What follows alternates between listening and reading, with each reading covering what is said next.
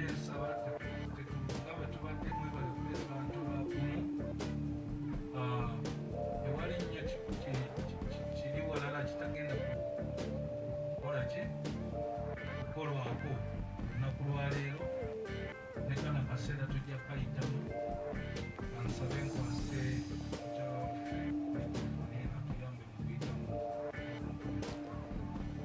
ate namwe be bafuirako mu ngalo banaliriza mu kiseera ekyangu abantu basobole okudda mu bifo byabwe gye baavu tegeraganya abooluganda weewa kati ngenda kusaba mulamu wange ono agenda kutukulembera mu kusaba nga twewombeese then tujja kusoma obubaka obutonotono bwe tulinawo ebyokuganza ebimuli byonna tubijjeemu tetujja kusobola kubikola olw'ensonga n'embeera gye mulaba gye tulimu. Mwebale nnyo, mwebale nnyo. Amaka yeebazibwa abooluganda. Yesu yeebazibwa nnyo. Ekiseera Katonda waffe yakigera.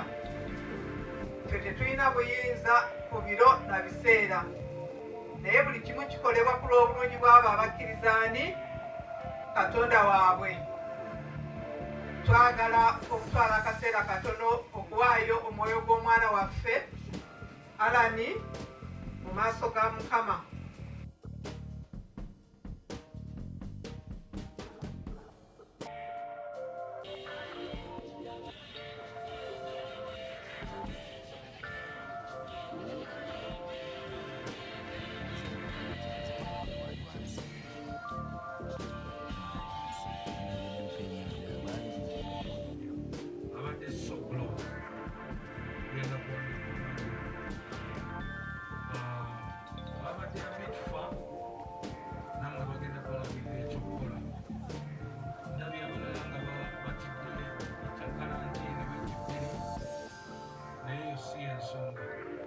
Ensonga enkulu eriwo okugenda mu kalantiini basooka kukebera ne bakusala buli naye waliwo kye bayita isolation, self isolation gye basooka okwadvise sooka weetereke. So mbadde nsaba nga bwe tubadde mwebale kubeera bantu bakumu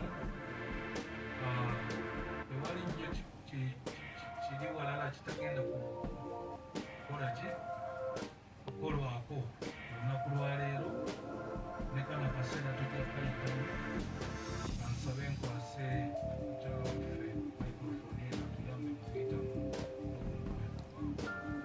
ate namwe be bafuirako mu ngalo banaliriza mu kiseera ekyangu abantu basobole okudda mu bifo byabwe gye baavu tegeraganya abooluganda weewa kati ngenda kusaba mulamu wange ono agenda kutukulembera mu kusaba nga twewombeese then tujja kusoma obubaka obutonotono bwe tulinawo ebyokuganza ebimuli byonna tubijjeemu tetujja kusobola kubikola olw'ensonga n'embeera gye mulaba gye tulimu. Mwebale nnyo, mwebale nnyo. Amaka yeebazibwa abooluganda. Yesu yeebazibwa nnyo. Ekiseera Katonda waffe yakigera.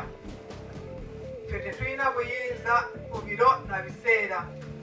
Naye buli kimu kikolebwa ku lw'obulungi bw'abo abakkirizaani Katonda waabwe. Twagala okutwala akaseera katono okuwaayo omwoyo gw'omwana waffe Alani mu maaso ga Mukama. Aliriza mu kiseera ekyangu abantu basobole okudda mu bifo byabwe gye baavu tegeraganya abooluganda weewa kati ngenda kusaba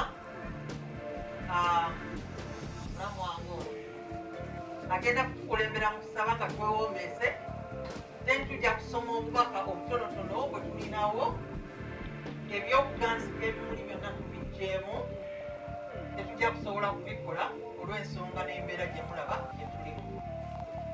Mwebale nnyo, mwebale nnyo. Amaka yeebazibwa abooluganda. Yesu yeebazibwa nnyo. Ekiseera Katonda waffe yakigera. ffe tetulina buyinza ku biro na biseera naye buli kimu kikolebwa ku lw'obulungi bw'abo abakkiriza ani katonda waabwe. Twagala okutwala akaseera katono okuwaayo omwoyo gw'omwana waffe Alani mu maaso ga Mukama.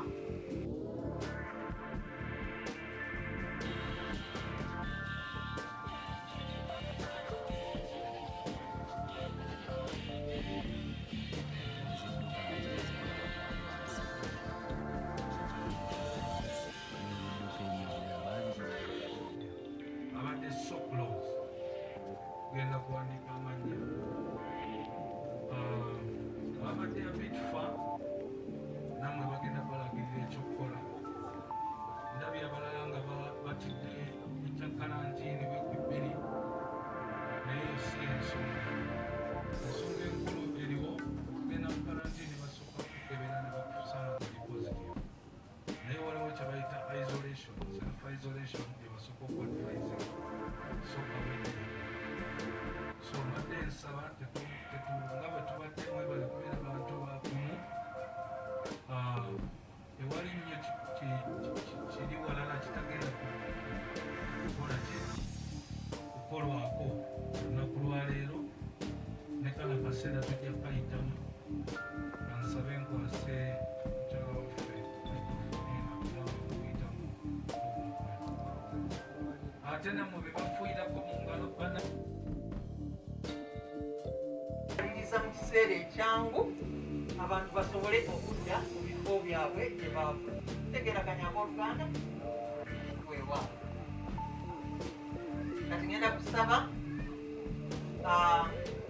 mulamu wange ono agenda kutukulembera mu kusaba nga twewombeese, then tujja kusoma obubaka obutonotono bwe tulinawo, ebyokuganza ebimuli byonna tubiggyemu.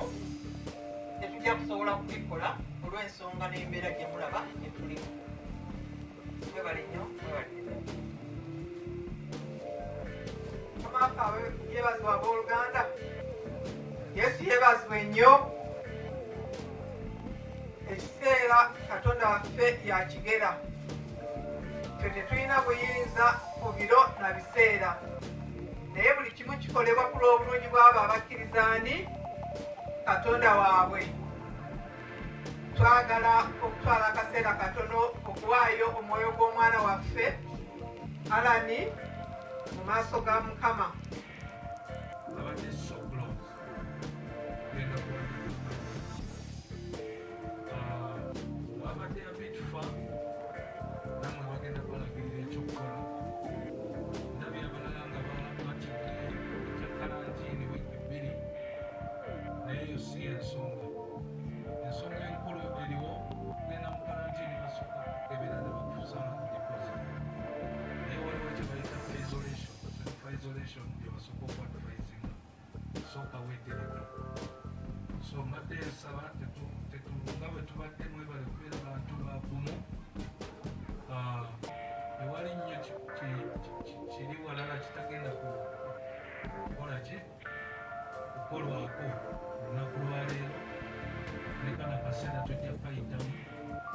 kansabe nkwase mukyala waffe atuyambe mukuyitamu ate nammwe be bafuirako mu ngalo bana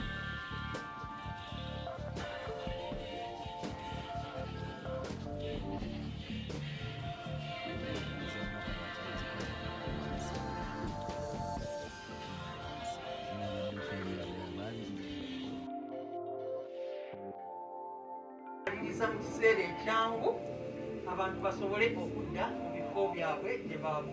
Tegeraganya abooluganda weewaawo. Kati ngenda kusaba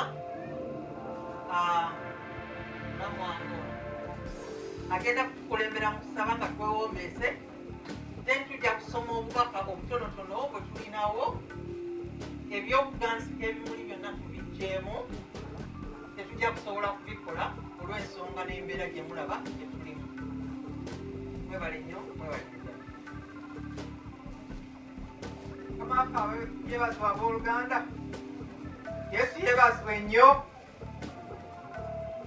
Ekiseera katonda waffe yakigera ffe tetulina buyinza ku biro na biseera naye buli kimu kikolebwa ku lw'obulungi bw'abo abakkirizaani katonda waabwe twagala okutwala akaseera katono okuwaayo omwoyo gw'omwana waffe alani mu maaso ga mukama